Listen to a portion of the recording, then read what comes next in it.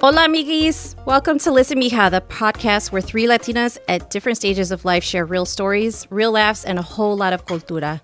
Whether you're here for the chisme, sabiduría, or just a good chat, you've got a seat at our table. Let's get into it. I am Jenny V. I am Stella, the non-Jenny. And I'm Janelle. So we've got a really interesting episode for you today. Besides Stella being a little sauced. It's just called margaritas. I'm Mexican, so it's in my blood, so I'm not sauced. I'm just being myself. We're working on a photo shoot today. So that way you can see our pretty faces eventually. Or hide. If we let you. Or get scared. One of us does look like La Llorona, and I'm not going to say who. Me. Wow. Okay, Don't be too scared. I'm sorry. So we are actually going to be talking about some red flag characters in pop culture. Or, you know, this might end up just turning into a pop culture episode in general. But we were more interested in some of the questionable characters that kind of made you make some questionable decisions in your life choices, relationship choices. Blast from the past, people. Right. Films from the 80s, 90s, 2000s, and different pop culture. Think about it. All these movies, if we were to have them now, would not be acceptable at all. No, definitely not. So movies like Cruel Intention, Labyrinth, Scream, Crybaby, Romeo and Juliet, Kids, American Beauty, Fear. She's All That. All of those. Yes. All of those. Maybe 10 Things I Hate About You? No, that Yeah. was a good one. I think that was a good one. Can that pass its test? I hope so. I don't know. Maybe. That's probably the most appropriate one out of the ones we have. Yeah. I'm What sorry. was the one with Jennifer Love Hewitt? Oh my Can't Hardly Wait. Can't hardly That one, wait. too, is very inappropriate. Yes. Eurotrip. We forgot about that. Yep. Oh, I don't think I ever watched that one. Oh, that's a really good one. I believe really you. good one. Very stereotyping all the different nationalities in Europe. It's just, I don't know. I thought that was funny, but now you would look at that and be like, it's so inappropriate and wrong. So oftentimes when we look at some of these films, so we think about like the romantic leads, the lessons that we learned from them, how the films framed our perspectives of teenage life, relationships, you know, family, the life as a Latina in general. So I feel like with a lot of these films, we barely ever saw ourselves as the main character, or even someone worthy of love if there was a Latina or a Latino in the film, unless you were hypersexualized. Because I feel like that's a lot of what we see in a lot of these movies when there is a person of color, whether, you know, whatever community they come from, but specifically in our perspective, in our case, Latinas were often very hypersexualized, if you even appealed to the viewer at all. Or if you were even on the screen. So I'm like, why isn't there anyone that looks like me on the films or TV shows? And we were just talking about like how we did get a lot of Latina actresses, but with white male leads too. Mm-hmm. Oh, later on, yes. Like Selma Hayek in Fool's Russian. I love that movie, by the way. Great but movie. White guy, Latina, Perry. sexy, the boobs sticking out, everything. Like always hyposexualizing us. Yeah. Or even, what was I thinking? The Wedding Planner Yes, J-Lo. Yep, with Matthew McConaughey. Yes. That's a great movie, though. I did appreciate seeing J-Lo a little off her hinges, like drunk, after she was heartbroken. Yeah. Okay, I didn't Like like that her was real. taking somebody else's man, though. I'm sorry. I stand for that. Leave the men alone. If they have a woman, that is just wrong. We should always be a girl's girl. So I was not a fan of her for that movie. That's an ongoing theme with Stella, so... No, come on. We Stella will, doesn't like We're cheating. no, But these are movies. I get these it. are movies. Yeah, we're girls, and we always have to have each other's back because really, look at society today. Not many people have our back. Okay, so we should always have each other's back as females. So what kind of red flag characters did you guys see in some of these films? And how did it lead us to being attracted to red flags now? Oh man, that color, I see it. I'm running towards it. I'm sorry.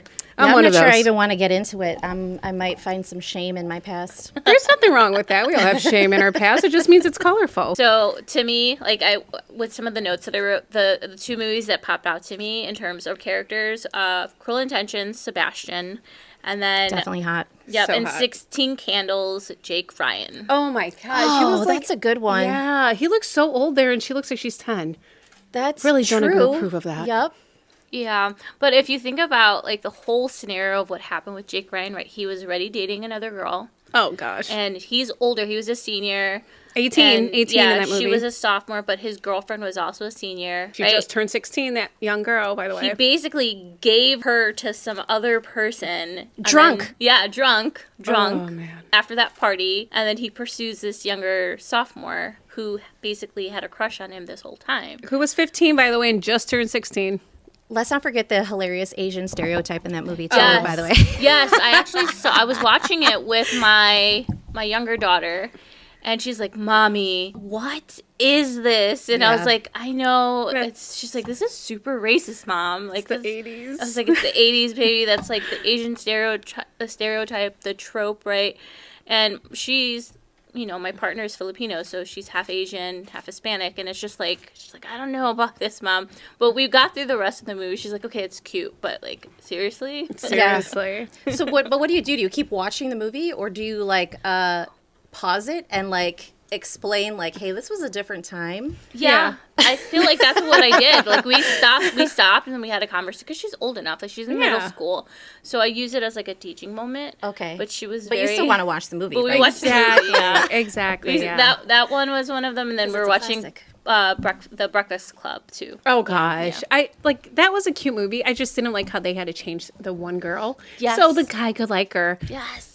Very true. I'm sorry, she has a cool aesthetic. She has a cool look. Why do you have to change yourself for a guy? Facts. Why? Facts. You're good. You do not need that. Mm-mm. We see that too in Cruel Intentions with the sweet girl Romance. and this character Perverted. who is basically trying to what was it? It was like a bet that they were gonna try to get her to have sex with him or something like that. They bet that he can seduce her because she was like an angel, virgin. Yes. Perfect daughter. That sounds like the premise of She's All That. Did That we really too. just have repeated storylines Over in and all these over. movies? Yeah, Wow. always. Yep. And we didn't even realize it. We were being fed the same story. Yeah. Yep. No wonder we're conditioned for Red flags. Yeah. It kind of blurred the lines between exploitation and romance. Yeah. Right? Like someone taking advantage. Oh, we see her as a joke. We're going to try and get you to do stuff with her because she's so sweet and innocent. And yeah, absolutely. It was the same kind of storyline idea in each of these movies. Gosh, that is just so horrible. Or even the age difference, or the one I have a big issue with, believe it or not, Never Been Kissed. That teacher situation, the situation of a 24, 25-year-old going to a high school, having a crush on a 17-year-old boy named Guy. Remember, she met him, she's like, oh yeah, you are a guy. It's like, girl, you're 24, he's 17. And then the whole teacher situation. Yeah. Not cool at all. Him being attracted to her and then getting mad at her when he found out that she is actually age appropriate. What the hell is wrong with this shit? Oh, God. And I was just watching that movie around Valentine's Day because, It's romantic comedy. and I nostalgia. don't know. I just... But even going through that whole even how she was being pressured by her work colleagues to Date the guy. to pursue the story about this teacher has a crush on a student, how that's totally not an appropriate relationship. No. Yeah. It's entrapment also, and just overall an inappropriate relationship. It's just all wrong. That movie is just wrong. But it just makes you not want to trust people either. No, never remake that movie, guys. Please, never Please think don't. about a remake. No, or believe it or not, American Beauty also bothers me. The whole dad situation, being a pervert, having a crush on his daughter's best friend. Yeah. No. Yeah. That movie was Disturbing. very many levels of disturbing. But Yeah. didn't it win a lot of Academy Awards too? Yeah. Yeah, but it's also the 90s, right? Yeah. And no, was it early 2000s? It was early it? 2000s, wasn't it? I feel like it was early 2000s. It might have been late 90, 98, 99, Yeah. or 2000. But yeah, absolutely. So, it wasn't just the The dad. parental issue, the dad issue, but there was also kids underage, having unprotected sex, spreading disease, they're harming each other. I saw an undertone of mean girlness in a lot of these movies when I was younger. So many. It always kind of rubbed me the wrong way. Now that I look back on it too, I'm as an adult, I'm able to see that, but then it's also nostalgic at the same time because I feel the music does something for me every single time I watch some of these movies. Just get the soundtrack. Forget the movie. I think it's just also the fact that it really was an impactful movie for other reasons other than the storyline. Yeah. It was like the direction, it was the visual aesthetic of it. It was great acting. I'm not going to lie. acting. It was incredible acting. I just, like, the story is just very creepy. But we don't talk about Kevin Spacey anymore either. That's the other thing too. I think looking back on it, like knowing what we know now about Kevin Spacey, it makes that movie that much less desirable to watch. Yeah. Cringy and uncomfortable. Definitely makes sense now. And how about American Pie? Wow. And that was like a cult classic. That Oh was my gosh. They have like 20 films under them, don't they? Yeah, probably. I don't, because they had like spin-off films. Yes. Yeah, Oh my gosh. with Like some Bandcamp. returning characters. Yeah.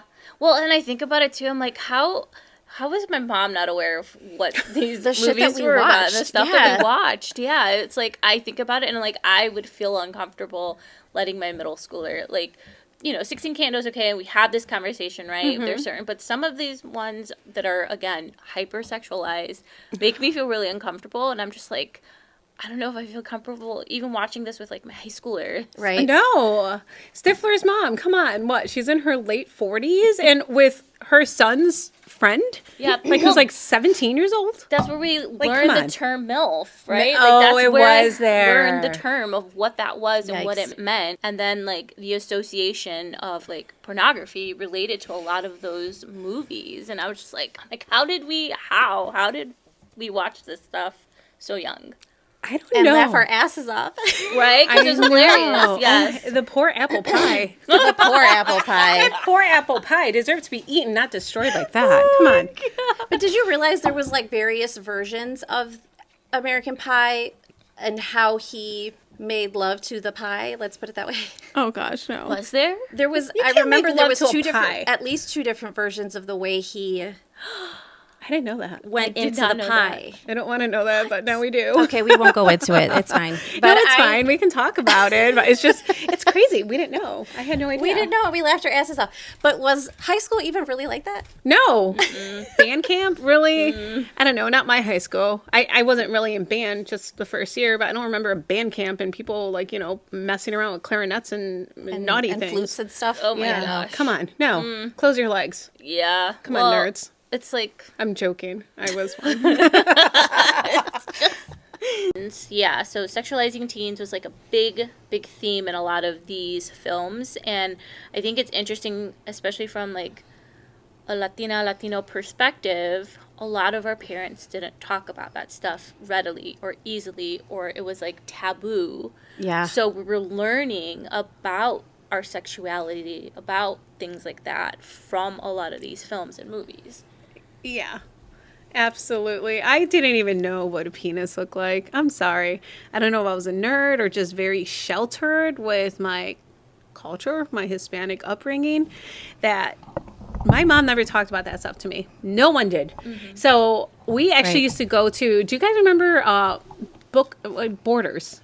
Borders, yes. Yeah. Yeah, the bookstore. And there used to be Playgirl magazines. So there was pictures of guys' penises. My best friend used to chase me around with things. I didn't know what it was. They just had them out at They just Borders? had them out. They had Playgirl, and then you had to look in there, and there's like penises, and I'm like, oh my god, it's so didn't have- ugly. They didn't have like hidden behind. No, it was right there in the front. You walk Like an in. 18 and up type of section? No, it just had them right there in the actual magazine area. You just go in there and you saw Playgirl, and then you pull it up, and there's a few penises in there.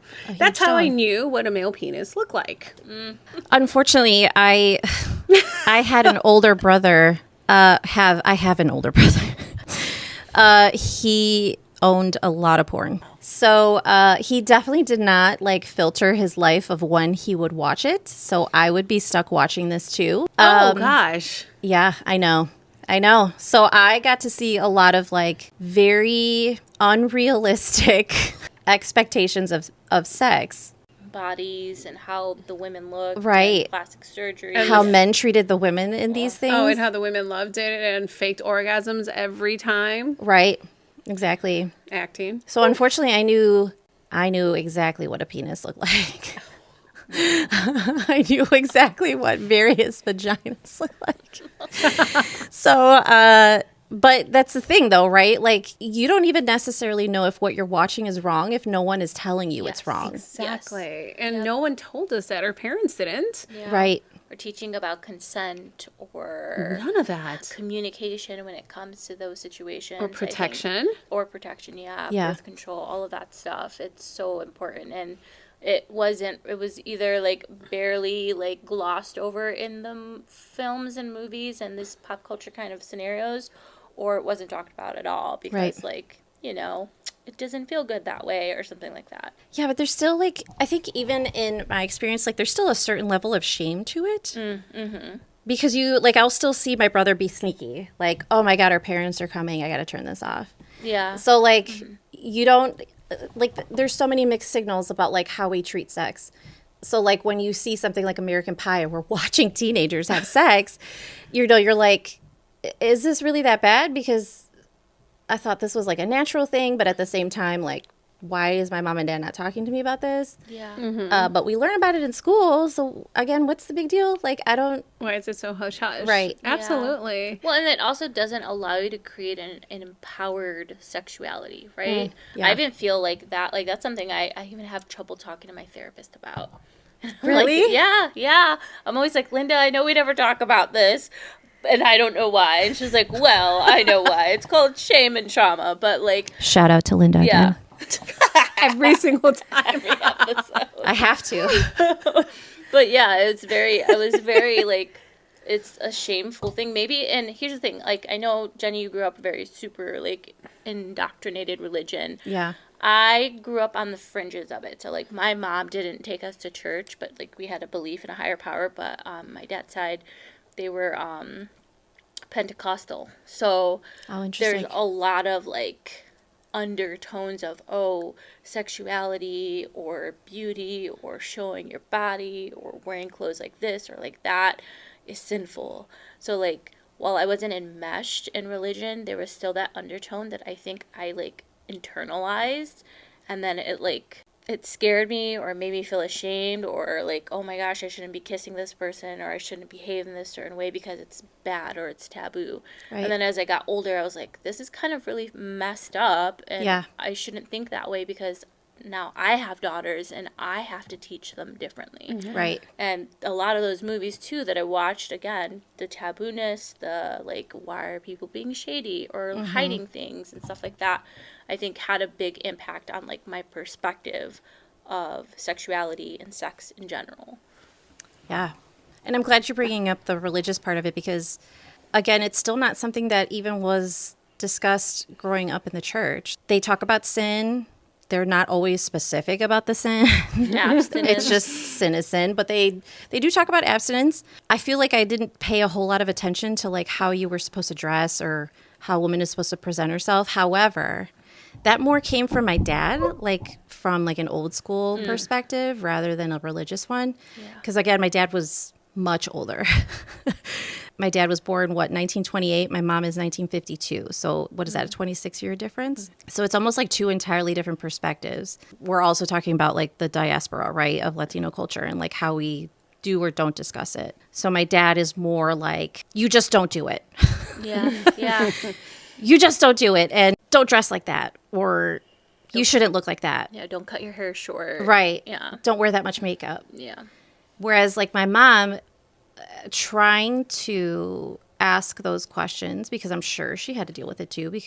You know, like, what is sex? Like, when do you know that you're ready? And it's like she couldn't answer those questions. Like there was almost like a shame to even answer those questions. Exactly. My mom was the same way. I grew up Catholic though. Yeah, no, Catholic. same. I grew up Catholic. Yeah. Same, still Catholic and all, but like it was abstinence, right? Don't do it. My mom, same way. Do not do it. Don't have sex till you're married. That was embedded in my head since I was little. Don't do that.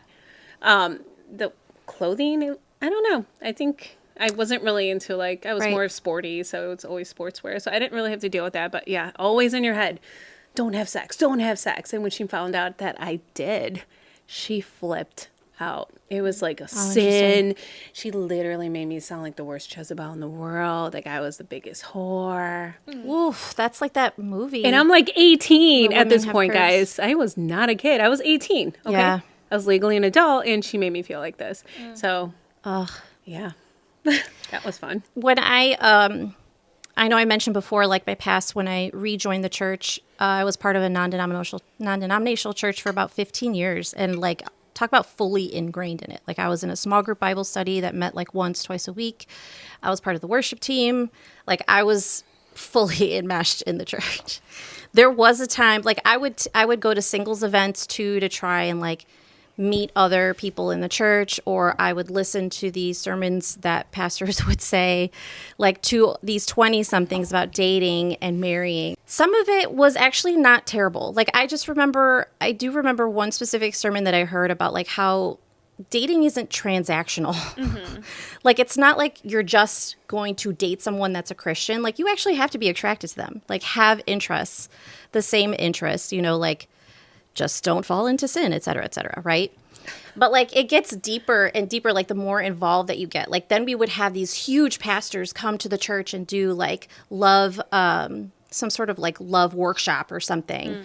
So a lot of people like me, 20-somethings at the time, like we would listen to these sermons about like love and relationships and eventual marriage, right? Because that's the process you're supposed to take, apparently. It's courtship.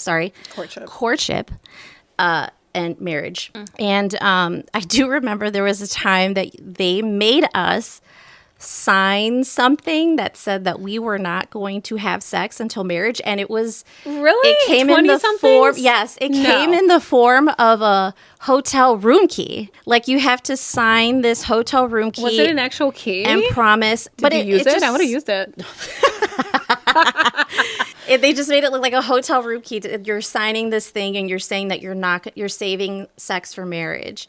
But at this time, why were they so involved in 20-something I sex already life? had a child, right? Like, yeah. So it's not like I could undo what I did. Re-virginize yourself. Yeah, literally. So part of me trying to be the honest person that I am, I wasn't going to sign it. Like, I was like, I've already fucked this up. Like, how am I going to, like, how do I undo? How do I go back in time? Do you have a time machine for me to go and close my legs? Like, right, exactly. What do you want me to do? Sew up my uterus so I don't have this child? Yeah, no. Get back in there. Go back to the sperm. That makes me angry, though, because it's, like, so exclusionary. It is. Yes. Yeah, absolutely. 100%. It's so messed up. That is messed up. Who are you to tell me what I am supposed to do with my life? Yes, I get it. Like, they want you to make healthy decisions based on the teachings of your God. But, like, that's really fucked up to sit there and like put that pressure on people. You have a variety of people, especially in non-denominational like Christian type churches. There's a variety of people, and the lessons that Jesus taught were to accept people as they are, come as you are, and for them to sit there and put that on you is just icky to me. Supported by the theatrics of it. You know what I mean? Like the hotel room key was just really odd. That is okay. And a little uncomfortable. I mean, at the time, like I was learning, right? Yeah. Like I was part of a women's Bible study group. Mm-hmm. And of course, I'm trying to align myself with the scriptures, etc.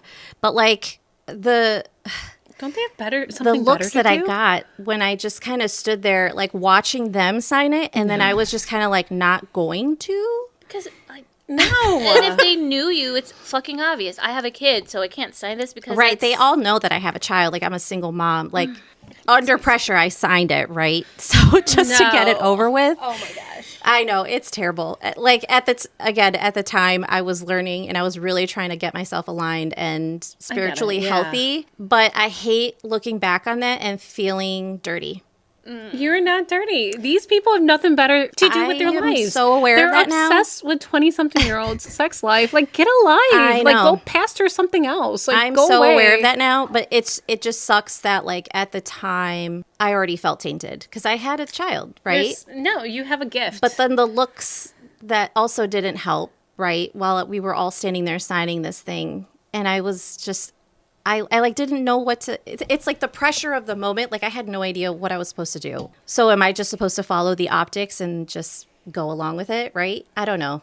But long lessons learned, no longer part of the church. That is crazy. I didn't know they did that. Like the Catholic Church is like, whatever. They've given up on us at this point. So I'm like, whatever. Like, Right. that's what I'm used to. So this is just crazy. Yeah. Grown-ass men who are pastors obsessed with young adults' sex lives. Well, it's Yep. also very performative when you think about Super what the performative. expectations are. Like, I mean, they should do something better with their time. Like, help others out. There's a Right. huge homeless population. It's getting even more homeless every day. Maybe concentrate on that stuff. Yeah. Without the expectation of, oh, you're going to become a Christian. and you're in a No, church. just help people out.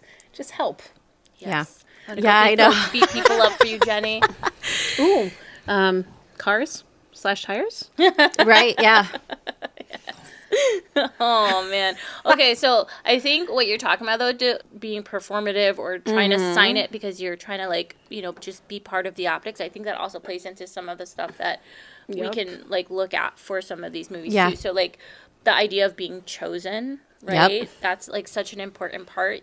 And often it was when a Latina was chosen in a movie, it's because either they were light skinned, they were quiet. They could pass for white. Yep, they fit the mold, or they were fixable. We were talking about that earlier too, like gosh. in She's All That, or all the movies where Oh, people yeah. have to change. Grease. What Even they look Grease. like. Like from Yeah. the 50s, right? Yeah, yeah. But still, like, how these are beautiful women that they're changing into what?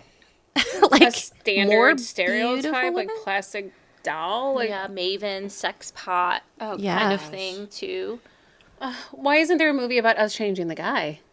It's There always the is girl. actually. There's a He's All That. Oh, okay. I There remember is this a one. He's I'm All sorry, That. guys. It's honestly terrible.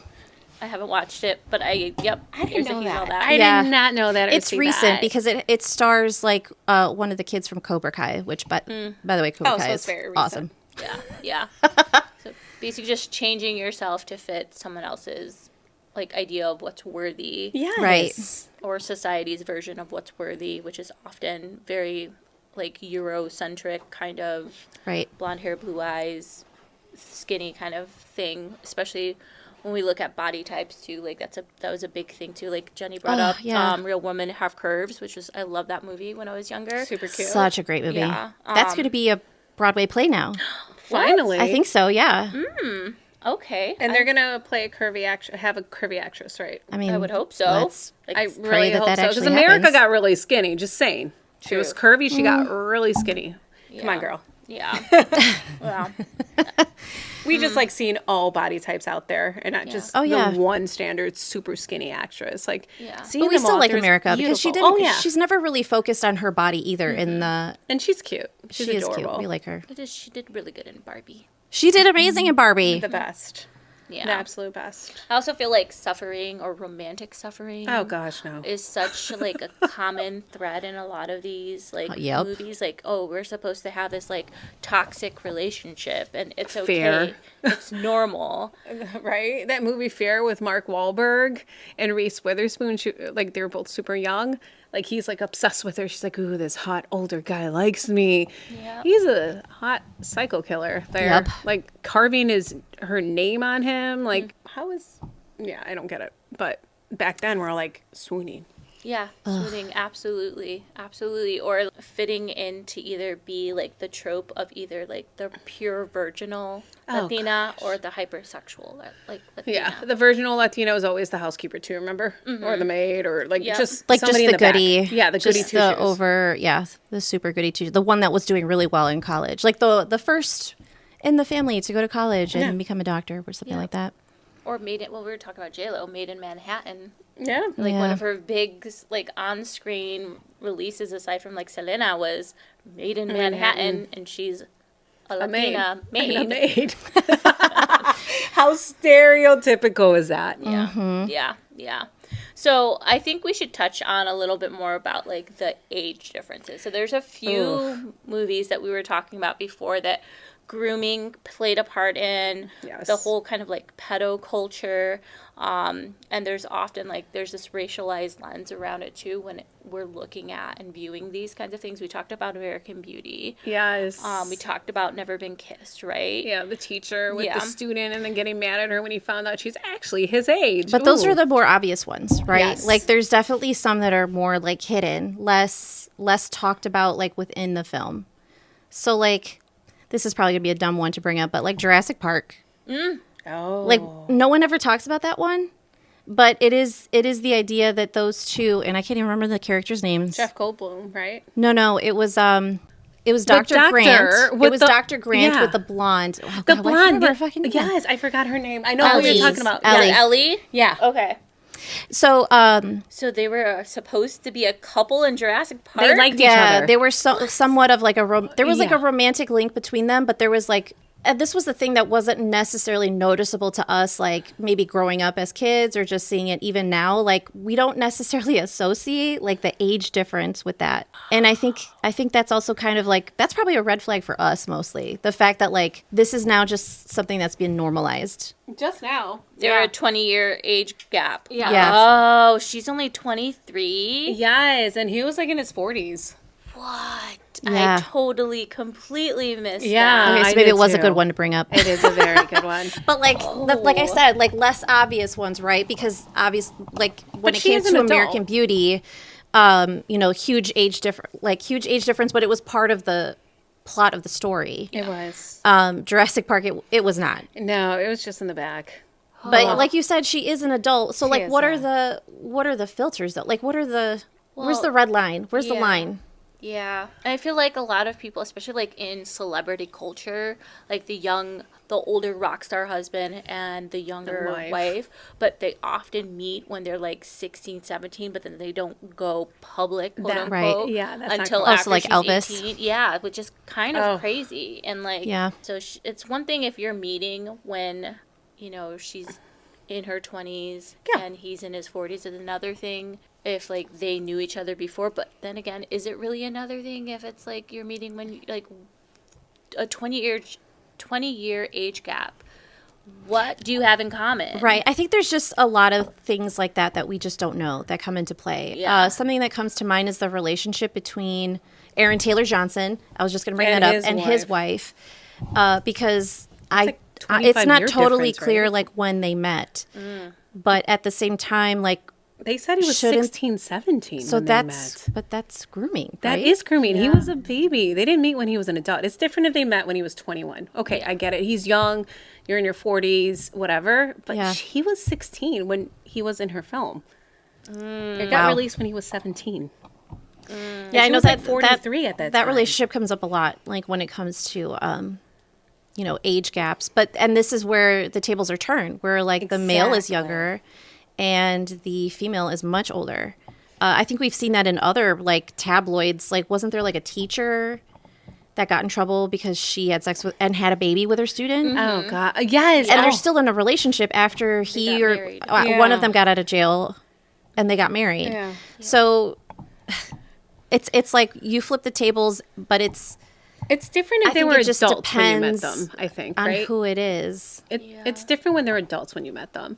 If it was like, okay, example, yes, I'm dating a much younger guy, but I met him as an adult. Yeah. Yeah. We're Yeah. adults. Like, if I saw him when he was 17, I would have been like, yeah, no, this Right. ain't happening. I'm sorry, guys, you're a kid. No. I am not going to jail for inappropriate. this. I am not, is not worth it. Inappropriate. And then often though, when you look at society, it's like in the general like sphere of the world, people will be like, oh, where were teachers, like the guys will say like, where were teachers like this when I was a kid? Oh, gosh. Right? And then, but if you flip it, it's like, oh, it's really terrible that it's, an older guy and a younger girl. But in reality, it's terrible either way. Either way, yeah. I think now in this time, it's like we're definitely looking at all of these relationships with much different eyes. We are. Because I definitely think like Aaron Taylor Johnson is such a great example, but like looking at that definitely raises some questions to people versus like back then it probably wouldn't, because you're like, oh, it's a woman and a guy, like instead of the other way around. I think I also look at it from the perspective of a parent now, because I have Yeah, kids, that too. and it's like I can't even, like, I would be incredibly upset. I don't ever want to put my daughters in a situation where they would be around an older male that would see them in that way. Like, that's really messed up. Yeah. I would have a huge fucking problem with that.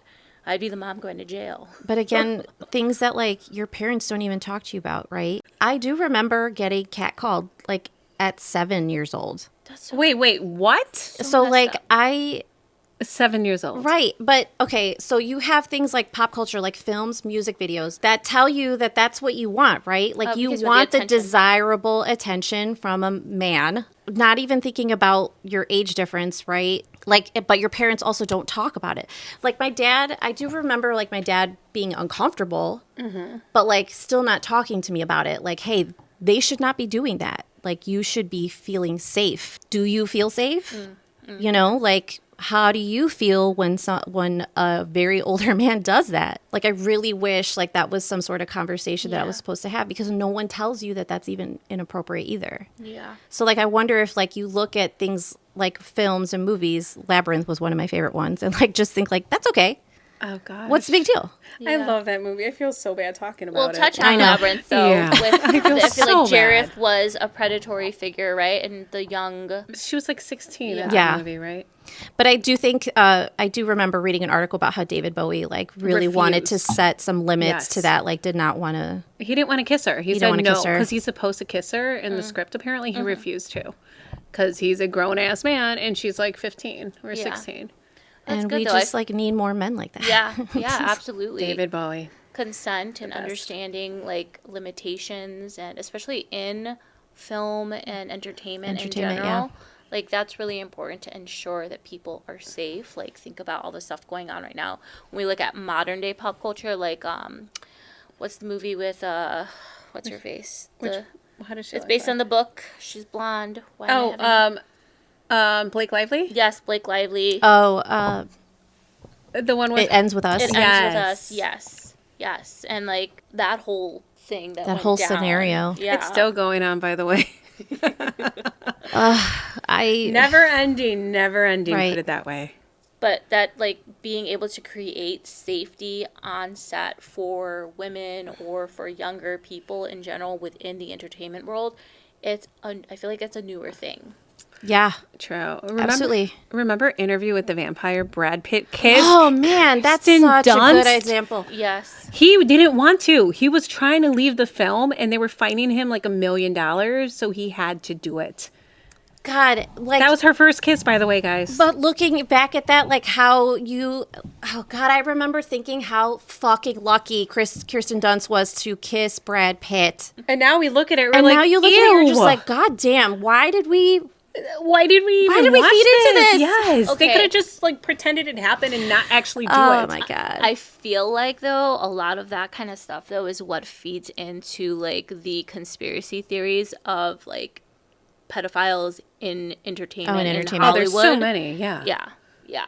100%. And I'm so happy they're bringing them out to the mainstream now that this is what's been going on in Hollywood for ages. Who knows what happened during the set of E.T., right? With Drew Barrymore. Who knows what's happened to all these kid shows that we grew up watching? What happened to these I mean, actors? that whole thing with Harvey Weinstein too. Yeah, the Me and Too like, movement. God, when you like look back to all those films and how many he was responsible for, you're just like, damn, all these people probably suffered under him too. Yep. There's so many shout outs to him and out the Oscars, right? Yeah. Right. Yep. Completely. Yeah. So many. And it took 20 something plus years for the women to finally feel brave enough to like Take them down. Even wilder. yeah. Yep. Yeah. I feel like though too it feels more confusing to us because of like what Jenny said. The whole idea of at home we don't talk about sex. No. Your body's supposed to be covered up. And media, we're getting all these like misguided directives in terms of what's appropriate, what's not. And then even in school, I feel like too that we're often, especially people of color, Latinas, people from the Black community, we're always seen as older than we actually are, whether it be teachers or people in positions of power. Like there's a reason why people of color often are tried much harsher in the court of law because of those things. And then we see that in our surroundings and in our community and in these media examples. And I think that just like really messes with your head, especially for millennials. So I think that has caused a lot of us, at least now those of us who are parents, to really like push back and try to flip the script in terms of how we're going to approach those same ideas with our own kids. Yeah. But it truly goes to show like how it actually is systemic. It is. So 100%. Yes. What about the glamorization of some of these really toxic relationships in these movies. So we talked a little bit about like, oh yeah, we're supposed to be catcalled. We want that male attention, that male gaze. But there's also this like undertone of really toxic negativity in terms of how these relationships are being portrayed in these movies that I think definitely, at least for me as a young Latina back then, it affected my perspective of relationships in general. Yeah. Absolutely. Like he's jealous or controlling. That means he cares, right? Right. That means he cares for you. He loves you. In reality, no. You're an object to him. He just wants to control you. He just wants a puppet to control. Yes. Yeah. He wants a toy. Yeah, You're the toy. emotional abuse. It made toxic love seem like sexy and romantic. Yeah, the ideal love that you want. Yeah. Yeah, and then that like gets into your head, and when you're pursuing relationships or building relationships as in late teenage years or your early 20s, you don't think that like, oh, I'm in this kind of relationship that I saw and I have in my memories, so like this is normal. Like it's the undertone, like it's like we don't tell ourselves that, but we think it's normal. And then when you are trying to get out of those bad relationships or trying to like figure out a different or a better way, your perspective's really skewed. It's really messed up in a way too. You've given up. Or I remember people telling me before, like, oh, men cheat. It's natural. Men are cheating. You have to forgive them. Right? You're strong. I'm like, it's a natural thing. It's a natural thing. It's like, hell no. Yeah. He cheats on me. Get out the door. Adios. Lock the door. Yeah. Move on. Because you value yourself. Yes. I value myself enough to know that the way you're treating me is not okay, and that's crossing a boundary, and it is. I don't deserve it. I love myself enough to know that you don't love me enough. And that kind of like toxicity trickles into the everyday anyway. Like even when it comes to like religion, you're not supposed to get a divorce. Yeah, loyalty. That's Oh, something gosh. that's taught in our Like culture. the Bible says you don't divorce your husband, regardless if they're abusing you, cheating on you. The Bible does talk about being unfaithful. That's a sin. But here it is kind of like being shown as an example to us too. Like because even I have seen women suffer being part of the church, suffering in marriages that are completely abusive, and you're not supposed to get a divorce. That's essentially the misogyny trickles down into everyday life, whether it be, religion or not. But I have seen like women suffer, Yeah, because you're supposed to be loyal. Even if it hurts, you're supposed to be quiet, meek, make yourself small, putting your family first, right? Because it comes back to that conversation that we had before. We put ourselves behind everyone else because that's what we're taught in our culture.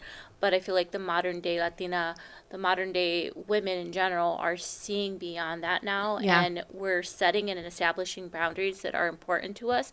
And if you cross them, we value ourselves enough to know when to walk away. Yeah. Yeah. We don't need this it's anymore. It's that self-respect. Yeah. Yeah. We don't need somebody that's going to disrespect us all the time.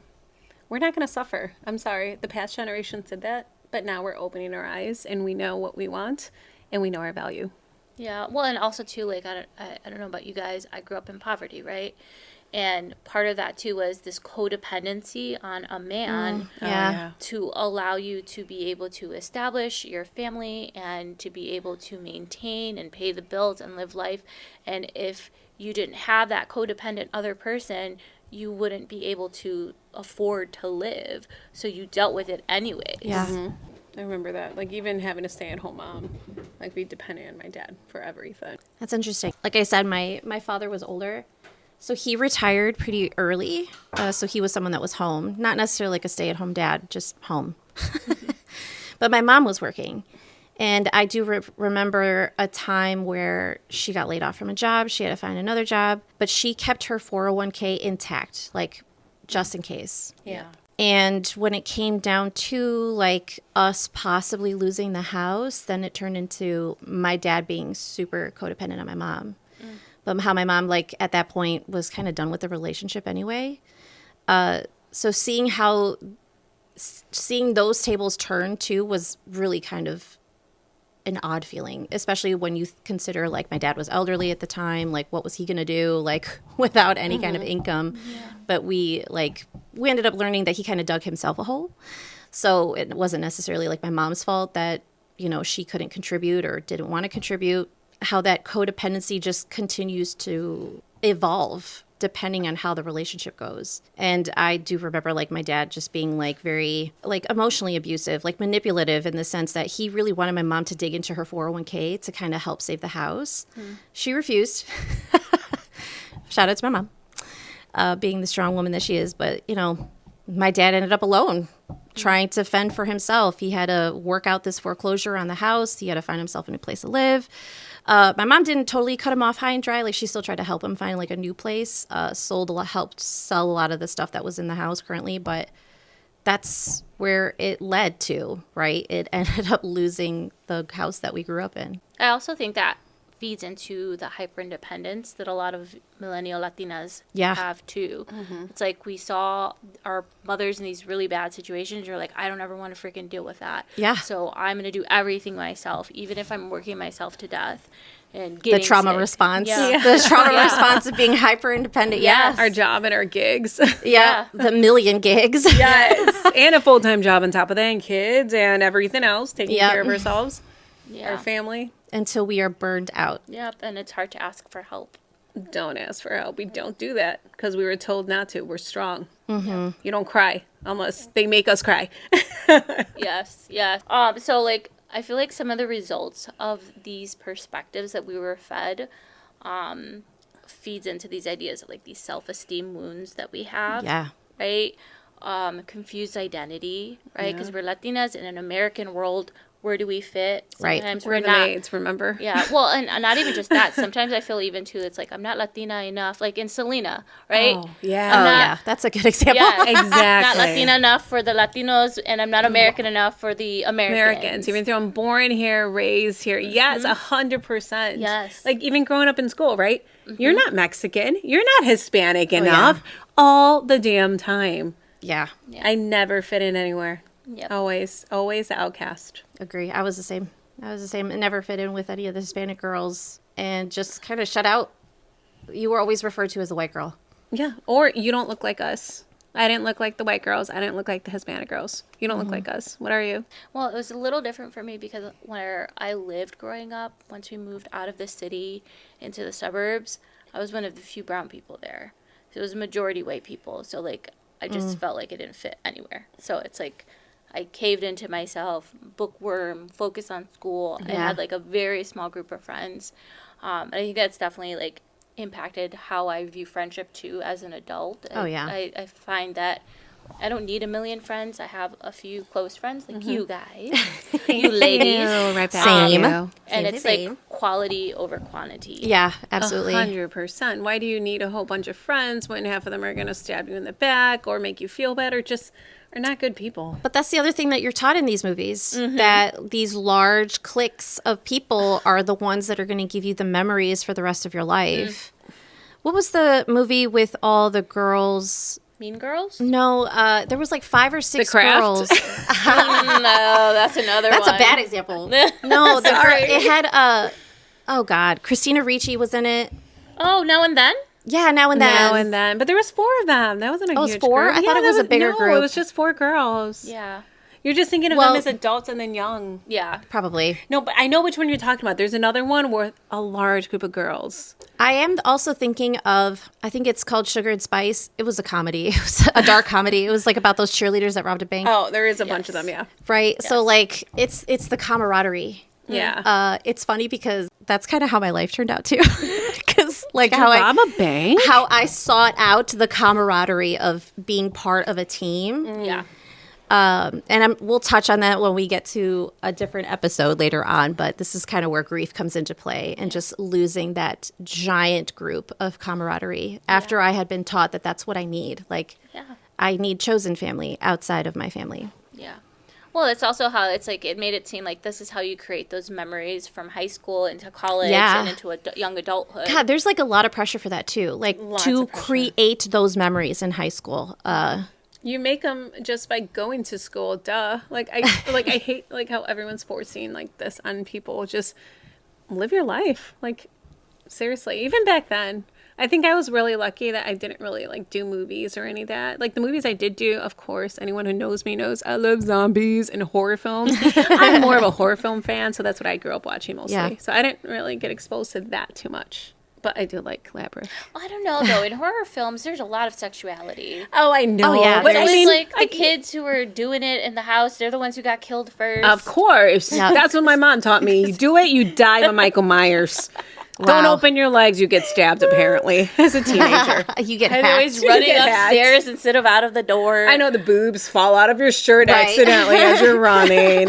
That's actually a Scream. really great point too. Like how even horror films Scream. at that time was pretty hypersexualized. Yeah, Scream that's is a great point. example. They're all hyposexual. But then how those speaking about toxic men, red flag men, those two hot guys Oh, ended up being the freaking murderers. Yes. And- Yep. But you're like, I can fix him. Yeah, we'll fix that killer. Look at him. What's I his can name? fix Skeech or him. Skeet something? Ulrich. Yeah. I Know What You Did Last Summer. That's another horror movie Ooh, that's that a good had one. a lot of... The Faculty. The Yes. Faculty. Yes. Yep.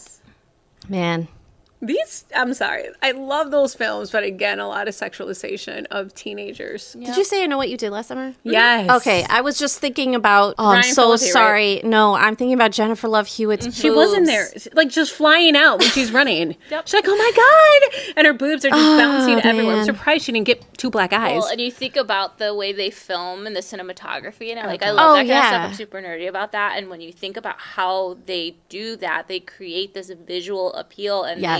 they zero in on those things that create this undertone of sexuality Yeah. in the movie. The boobs. Like, how is it that I can remember that fucking scene? I So think we well. all can. Yeah, it's like slow motion. Boobs Exactly. flying in It's the like, air. yes, there's definitely an art to it, and that's the thing that we remember, of course. Absolutely. Or even think about cartoons. Lilo and Oh. Stitch, the older sister, they totally sexualized her as well. Very curvy, large Very breast, curvy, yeah. big boobies. Always the big boobies. What's another cartoon? Well, any kind Who of Framed anime. Roger Rabbit? Oh, Jessica Roger Rabbit. Jessica But anime. I to this day, I still don't fully grasp that movie. I do remember watching it as a kid and just being terrified.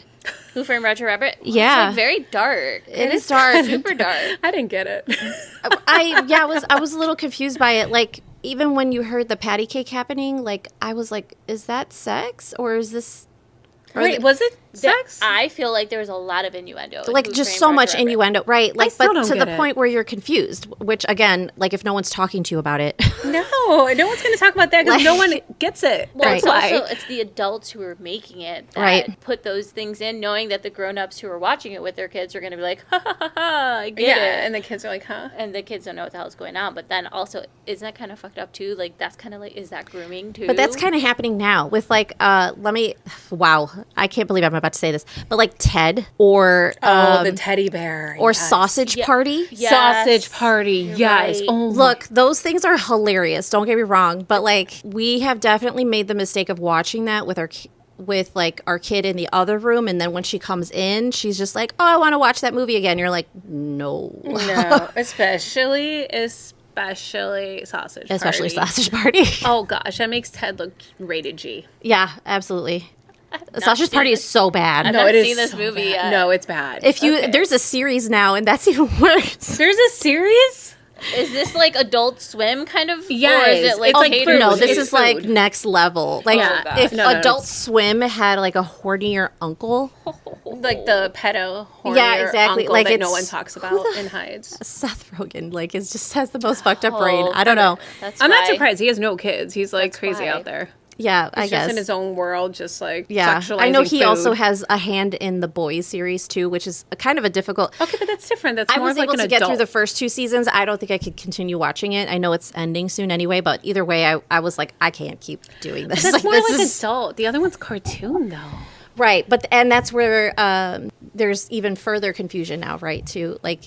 So it's like we really have to put in the work to put our own limits on what we watch too in front of our kids. Yeah. So I like, there's that website that it's like, rates movies and shows. Common Sense Media or something like that. And that's like, I feel like that might be like, oh, you're a hypervigilant mom. But I think some of that stuff can be helpful. Right. You can search a show or you can search a movie and see if like, okay, is this appropriate? If so, is it for high schoolers? Is it for middle school? Right. Is it for grade school? So I feel like I tend to utilize that kind of stuff more often as an adult because of the fact that I like think back to the stuff that we used to watch. Oh gosh, but the ratings were different back then. Yeah. Like ratings were different. Like, okay, Gremlins was rated G. That was scary for kids, and it had like gremlins like flashing people and stuff. Okay. And being perverted. I feel like though, okay, so 80s, I feel like 80s is like a but today when I look at like TV, what is it? Like TV 14 or something like that. Yeah. That is like way worse than the TV 14 we had in the 2000s. It was. I feel like the 80s, and then they got more stringent in the late 90s and 2000s. Yeah. And then now It's like 80s again. Yeah. Yeah. Literally. They're definitely pushing the limits, for sure. Always, all the time. Yeah. And not to mention the movie Kids. Remember Kids? Oh, my God, Kids. Oh, I still have nightmares of that movie, man. guys. I have nightmares, and I think that's the longest time I didn't want to, like, be sexual with anyone my entire, like, for a long time growing up. Everyone in high school, like, I heard stuff, and I didn't want to because of that damn movie. It traumatized me. Was that the one about AIDS? Yeah, that was the one about AIDS with Rosario Dawson. Man. That was scary. That movie does live like rent free in my head. Yes. For Is that sure. that's I feel like Kids was more focused on Latinos, right? Like that was it. That Hispanic was or minority. culture, There was minorities some- in general. yeah. I think it was just minorities in general. Okay. Yeah. All right. But it was also like inner city kids. Okay. Yes, but that's the thing. Like, why do they make them the worst? Like they were like focusing and kind of like stereotyping, like the 100%. Latinos, the black kids, everyone has sex, like just them. But like the inner city kids too, Only or inner the city. kids in the hood or whatever. Like you know what I mean? Like Yeah. stereotyping those type of kids. Like when in reality, it's like rich white kids are Yeah. giving out cocaine to Yeah, and other stuff, meth. right, and all the exactly. above. Yeah, kids is definitely something that lives rent free in my head for sure. And I think scared. that also contributes to the level of shame that I probably lived with for a while. Just because it's like you're watching someone like Rosario Dawson's character like be completely carefree, like doesn't give a fuck, like is doing whatever she wants, condoms or no condoms, and it's almost like and I remember like my mom's words echoing my head, like sin vergüenza, like are you too embarrassed that you're behaving like this, right? How you have to kind of almost like unlearn that stuff. Like, yes, the concept of kids was wild. It is. Like, but we're also they wouldn't remake that now, do you think? Or they kind of Maybe. do with Euphoria, didn't they? yeah, they kind of did that. Yeah, I guess that's kind a of good like one. that with like added drugs. But like consider like when that came out. Again, how our parents don't teach us these things, but we hear like I said, like the echoes of my mom's words, like sin vergüenza, like you're not embarrassed about like how you're behaving. Like it adds a shame to having sex. Yeah. Exactly. And that one girl there that had sex just One time. time. And she ended up with AIDS. Yeah, And man. AIDS. Wild. So wild. It's like It's like a scare tactic. Yeah, It's exactly. definitely a scare tactic. Like it's propaganda essentially, right? But keep in mind also that it happened to the white girl. It did, yes. And then the other girl's carefree, sleeping with everyone. Right. Nothing. I also think though it feels like those kinds of movies they're like artistic in the sense that they're exploring these really like raunchy ideas Yeah. that people don't want to talk about and they're just doing it in a way that they're throwing it in your face. Yeah. But with like that edge of propaganda, but it's like this undertone of like this is this lesson that these kinds of things, whether it be STDs, AIDS, getting pregnant, it doesn't care what your, what place in society you are. It doesn't care if you're white. right. It doesn't care if you're a person of color. It doesn't care if you're rich or poor. You do this. This is what's going to happen. Yes. But that's a lesson that has to be learned like through time, I think. Mm-hmm. I think around that time, I do remember that little girl who got AIDS and she died at like 12 or 13 or something. I just remember her because she was like something that like she was someone that like Michael Jackson was hanging out with or something. Oh. But like Yeah. she was like always the topic of conversation, right? Because she was born with AIDS essentially, and we knew that her time was limited. So it kind of changed the narrative of how AIDS could be passed on. Yeah. So yeah, just the way that media, film, but just like the news in general, just kind of like really alters your perspective on these things. Yeah. Well, and I feel like it's like they, especially in like conservative fields, they utilize the AIDS crisis as a way to, again, other people. Right. To create exclusionary practices, to, you know, like to be bigots, right? Instead of looking at ways that we can help support communities who are at risk. Yeah. And teach and focus on not just things like abstinence, but safe sex and consent and condom use and birth control. Like, right, these things that are considered progressive modern beliefs, when in reality it's just like being a good fucking person. Right. It's just protecting yourself, protecting someone else. Yeah. And instead of doing that, they like used it as a like, oh, the AIDS crisis. You Right. know, we don't want these people in our community. And it's Yeah. really sad. And it feels frustrating too that I feel like that's still the direction that our world is going in right now. Oh yeah, It is. absolutely. All right. So, what do you think some of these things have taught us? Right? We learned about relationships. We learned about sex. We were exposed to all these different ideals and ideas. I feel like there could be some positives, but there's also these negatives too. It taught us that our story didn't matter unless it was whitewashed. Right. Right? Yeah. Maybe that love equated to pain. Oh gosh. Right? Was real love. Yeah, that's the real love. It's painful. Yep, and or that our culture was either like fully present or fetishized or not, either that our culture was invisible Right. or Or fetishized. fetishized. Right. Yeah. Yeah. Or that we needed to be saved. Oh. Yep. That was another one. We can't Yep. take care of ourselves. I think Made in Manhattan is a great example of that. Yeah, Like how yeah. we needed to be saved The by... Prince Charming, that underlying theme Right. always falls into that. Or that our body was never just our own. It was either hidden because we're the, virginal stereotype, or it was fetishized and it was objectified because we were the hypersexualized Latina. Yeah, the Right. mistress of the guy, right? Always the other woman, too. Yep.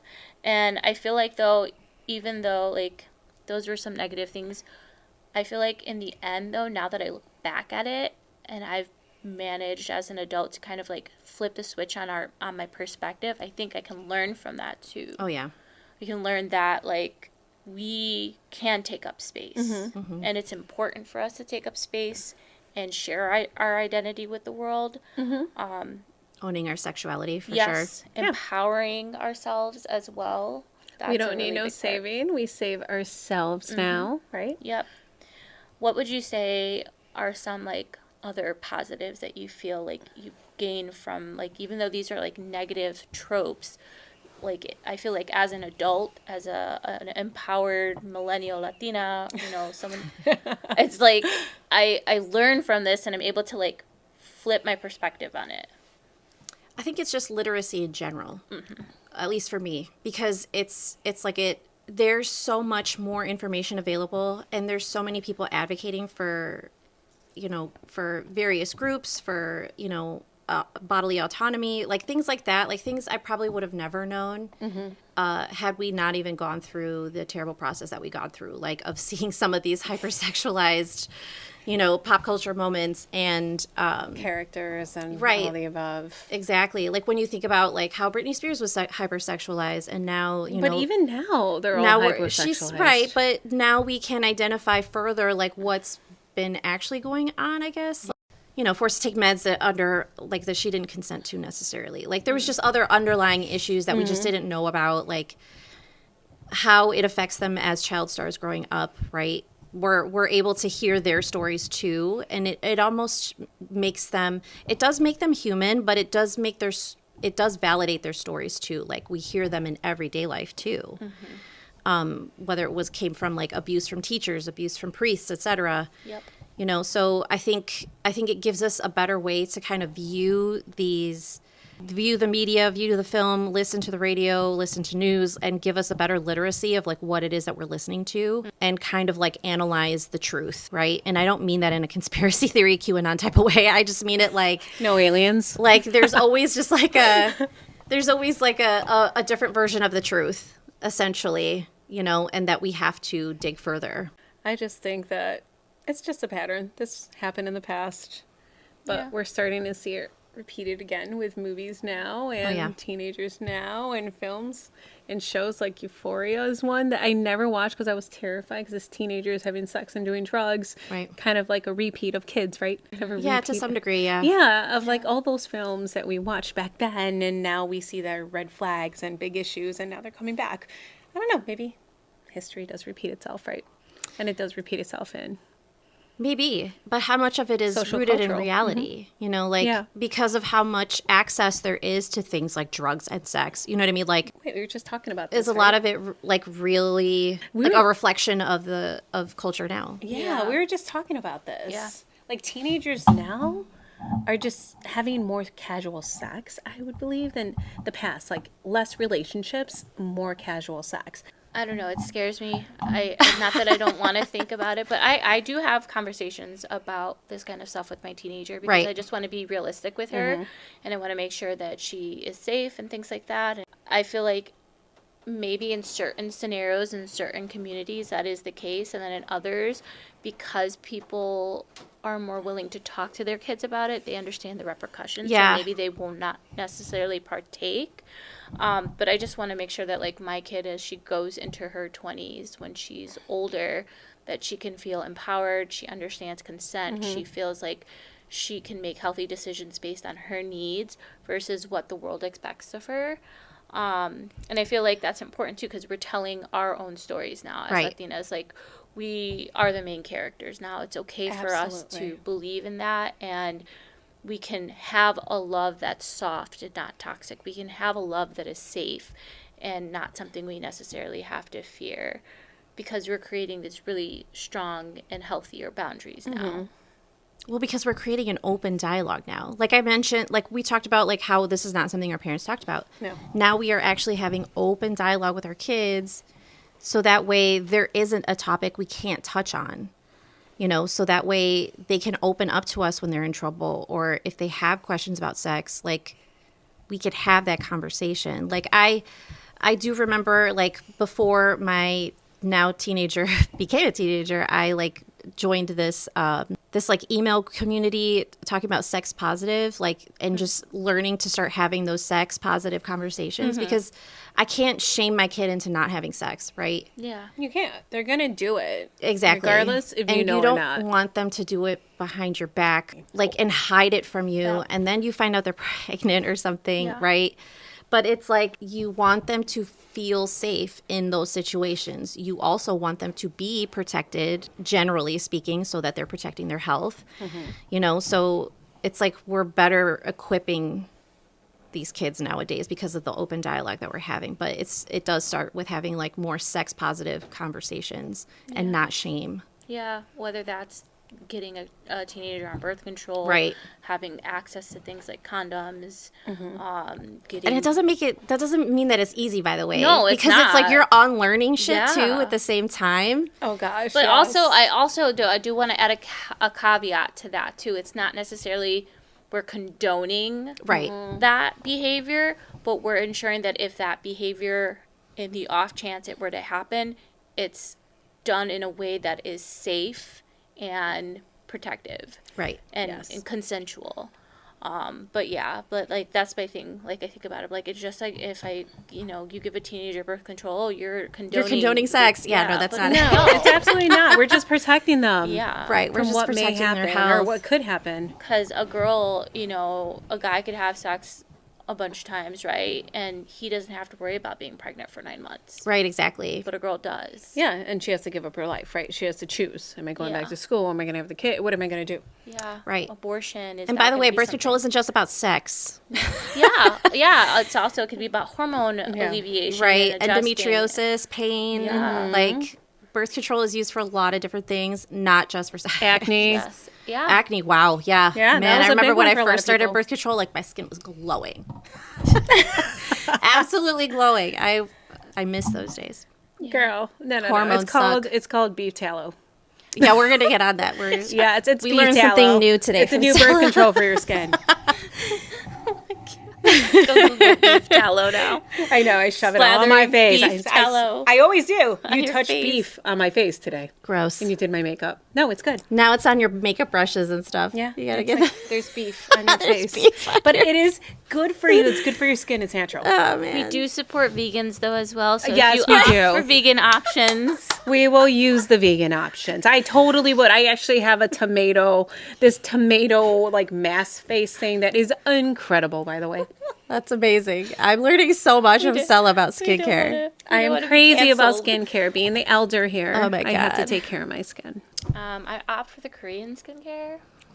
Yeah, me love too. that That's kind of trend. what I've been into, but it is a lot of steps, so I'm not fully into it yet. Soon. It'll happen. Don't worry. That'll be a whole other episode. My That's skincare has definitely. been so terrible Let's definitely because talk as a skincare. dancer, I like had zero skincare. And talk about like I had stage makeup on, never washed my face after. Yeah. I would just go straight to bed. Like How did Whole we other do that? episode. And our skin was okay. Yeah. how did we do that? Or not brush. I had to. I have to brush my teeth, wash my face, Mm-hmm. put on toner, put on my moisturizer, put on my retinol, and then go to bed. I'm the same way. I have to do it before. Even if I fall asleep on accident and I wake up at like 1 o'clock in the morning, I go and wash my face and brush my teeth. yeah. But Even as a blackout drunk. yeah, but 20-something Jenny was like falling asleep with her like eyeliner. How did I do that? And How did we do that? I was okay. Like now I have to like clean my makeup brushes way more frequently too. Because now I've been getting these like weird breakouts on my cheeks. But either way, yeah. That could be a whole other episode, guys. Yeah, I never did that. In my 20s, I still wash my face all the time. I'm crazy like that. Oh, though. that's amazing. I am because you were taught crazy. well. You I were no, taught no, well no. for sure. Well, yeah, my mom was really strict. She didn't talk about sex, but she talked about skincare. But she talked about skincare. Definitely Oh, talked about Jesus skincare. Christ. That I got. Oh man. Because I'm still trying to figure out how to even tend to my maturing skin. Do not say that. We are not maturing. We are fine wine. Do not start. Nope. But God, all the new ways I have to figure out how to tend to my skin now. Like it's so annoying. It is annoying, but you know what? Isn't it great now? Self-care. Yeah, we're taking care of ourselves. We're right here, taking care of ourselves, Yeah. putting ourselves first. We are not the maids anymore in the damn We are movies or the freaking hoary mistresses on the side. Yeah. I think we're at a point in time now too. It's like where our culture is something to celebrate, not beautiful. conceal, Right. to be proud of, 100%. and to be willing to share it with the world, share it with our kids. Yeah, And and be proud. Yes, and be proud. Yeah. They're going to carry that with them. And I think, as I said in our script, that's like the coming of age story for us, I think. Keep in mind movies like Book of the Dead Oh, or Book of Life, sorry. Book of Coco. Life and Coco. Coco. Coco. Yep. Like my God. movies that actually allowed us to kind of celebrate our culture. Encanto. Like we never would have had movies like that Coco fan. before. And honestly, like every time those movies came out, like I would get emotional. Not a dry eye in the goddamn we did house. not have that growing up. That would have made us such How an incredible. impact. Drip, that damn song. Yeah, That is my seriously, that's your Yeah. My life. Jen.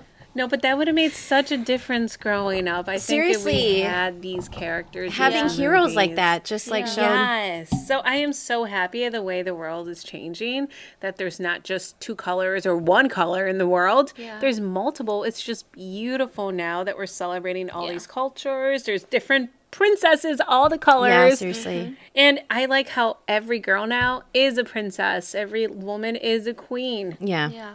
Or Yeah. just royalty in general for We our are. queer girlies or queer fam. Yes. Non-binaries. I'm so sorry. Yeah. I did also want to bring up the interview with Salma Hayek about when she was in the Marvel movie. Oh God, I might get emotional. Wait, which Marvel movie? She did like Eternals. Yeah. How I've seen she did the Eternals. interview in Spanish. Oh God, I'm gonna get emotional. It's fun. We all love our Selma. But she said like how, oh God, seeing her skin color in a superhero suit. Granted, I know what I look like. I'm not I'm not that brown. I'm probably a white passing Hispanic. Yeah, you're the lightest one here, girl. Probably. But I thought that was so significant even for her to feel that. Yeah, we never had superheroes. She's like, I got to see my brown skin up in a superhero costume. We deserve that. Our kids deserve that. And they're going to get that. They're going to see that. Yeah, they're going to see more of that. A lot more. I mean, who's that? The bug. Who's that bug? The blue beetle, right? Yes. Oh, yeah. Yes. He's Mexican. Yes. Xolo Maridueña. He is incredible, by the way. That movie does not get enough credit. I love that movie. His grandma was the rebel fighter. Yeah. I love her. It was incredible. We were just talking about that, too. Oh, man. I'm not going to say it was a cinematic masterpiece by any means, but it was it was really cool to see, like, our culture kind of be highlighted like that. That's what I'm saying. This is what we're seeing now. Or even, what's her name? Sochi, who was also in a Marvel movie. She was America Chavez. Like, it's just so wild. Like, we're really getting way more... We're getting there. Visibility. And it's not perfect. Oh, the Captain America. Who's the new Falcon from Captain America? He's also... Rodriguez? David Rodriguez? Rodriguez, yes. He's also Latino there. Yeah, Latino. That's wild. I love it. I would have never thought we would have been here. Never in a for million real. years. But guess what? We are. Right. And there's more to come. There better be. Wow, I got emotional. I was talking. Yeah, no. No, I hear you. It's because we grow up never seeing princesses or anyone that looks like us. So we grew up thinking there was something wrong with us. Yeah. We didn't fit in. Right. Or thinking we couldn't save ourselves. No, that's a big thing. And then you had like we can save ourselves. Salma Hayek's character in Eternals be the goddamn hero. Yeah. Oh, she was a hero, man. But I have to say though, like in the interview, like the person interviewing her also just kind of like broke down too. Like, well, yeah, but also how could you not? Because like the impact that it made on her for someone who's been on this industry for so long. Yeah. Like finally. And I think she was one of the first Mexican actresses that crossed over from Mexico, right? I don't think she's fully Mexican, honestly. No, she's half Lebanese. She's Lebanese, half Mexican, but she's born and raised in Mexico. Mexico, yeah. Was not expecting to cry in this one. I was going to save it for the next one. For the grieving episode. Stay tuned. Oh, Lord. If you want to hire us for a movie, like, I can't guarantee it's going to be awesome, but, like, we'll do our best. I'll play a good maid. Screenwriters, we're creatives, I'll be designers. the maid, the slash We are creatives here, so we could probably do some justice.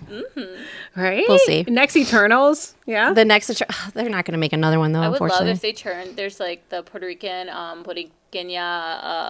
superhero, the girl, I forget. America Chavez? No. There's another one. There's an actual comic that was released. Oh, was she a pregnant one, by the way? No, that was the Japanese one. Oh, that's a Japanese one.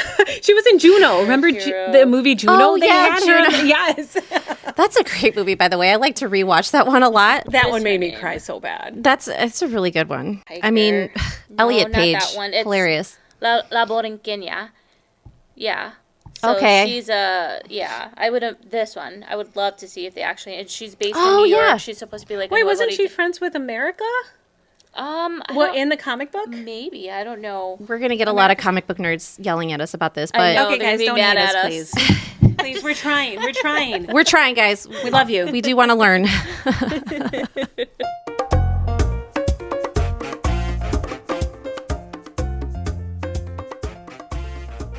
And that's all the chisme for now on Listen Mija. We're so glad you joined us for the stories, the laughs, and all the real talk in between. Maybe some tears too, sorry. No matter where life takes you, you'll always have a seat at our table. If you love this episode, make sure you like, subscribe, and leave a review. It helps us keep the conversation going and reach more of our comunidad. Until next time, cuídense, stay connected, stay hydrated, and we can't wait to catch up again soon. Nos vemos. Bye. Where's my concha? We're getting it. We're getting the concha.